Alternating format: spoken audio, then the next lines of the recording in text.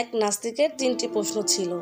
এই 3টি প্রশ্নের উত্তর বড় বড় আলেমুলারাও দিতে পারতো না, আর তা দেখে ওই নাস্তিকটা খুব খুশি হতো। একদিন সেই নাস্তিক চিন্তা করলো বর্তমানকালে সবচেয়ে বড় পীর আব্দুল কাদের জিলানীকে আপদস্থ করবে। সে বড় পীর আব্দুল কাদের জিলানীর বাসায় চলে যায় প্রশ্ন করার জন্য। তখন বড় পীর আব্দুল কাদের জিলানী তাকে দেখে তার কাছে বসতে বলল। আব্দুল কাদের জিলানী বললেন, আমি শুনেছি তোমার কাছে নাকি 3টি প্রশ্ন আছে, যার উত্তর এখনো কেউ দিতে পারেনি। একটু বলো তো সে 3টি প্রশ্ন কি? তখন কাফেরটি বলল, আমার প্রথম প্রশ্ন, আল্লাহকে তো দেখা যায় না, তাহলে একজন মানুষ, একজন মুসলিম কিভাবে তার কালেমাতে সাক্ষ্য দেয় যে আল্লাহ এক ও অদ্বিতীয়, তিনি ছাড়া আর কোনো মাবুদ নেই? আমার দ্বিতীয় প্রশ্ন, আল্লাহ তাআলা তো সবকিছুর উপর ক্ষমতাবান, তিনিই তো সবকিছুর উপর নিয়ন্ত্রক, তাহলে কোনো খারাপ কাজ হলে মানুষকে কেন দায়ী করা হয়? আমার তৃতীয় প্রশ্ন, শয়তান আগুনের দিয়ে তৈরি, তাহলে আল্লাহ যে বলেছেন শয়তানকে জাহান্নামের আগুনে পুরানো হবে, এতে কি তার এমন কোনো ক্ষতি হবে?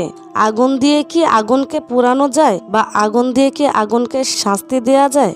কাফেরের প্রশ্ন শেষ হবার পর বড় পীর আব্দুল কাদের জিলানী আশেপাশে একটু তাকাতে লাগলেন। তখন তিনি একটা মাটির গোলা দেখতে পেলেন এবং সেটি দিয়ে কাফেরের মাথায় বাড়ি মারলেন। কাফেরের মাথা থেকে তখন অনেক রক্ত পড়ছিল এবং ব্যথায় অনেক কাতরাচ্ছিল। কাফের খুব রাগ হলো এবং সে সাথে সাথে বিচারকের কাছে গেল বিচার চাইতে। এরপর বিচারকের দরবারে আব্দুল কাদের জিলানীকে ডেকে আনা হলো। বিচারপতি আব্দুল কাদের জিলানীকে বলল, আপনার নামে যে অভিযোগটা আছে সেটা কি সত্য?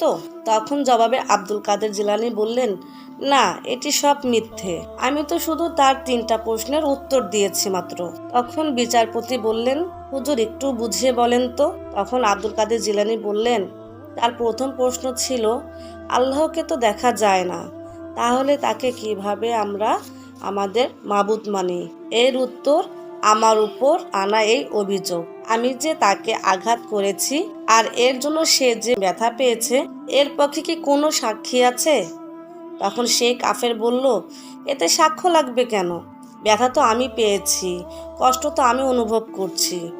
তখন বড় পীর আব্দুল কাদের জিলানী বলল, তুমি ঠিক বলেছ, তুমি যেমন তোমার ব্যথা আমাদেরকে দেখাতে পারছো না কিন্তু অনুভব করতে পারো, ঠিক তেমন আমরাও আল্লাহকে দেখতে পাই না, কিন্তু তিনার উপস্থিতি অনুভব করতে পারি।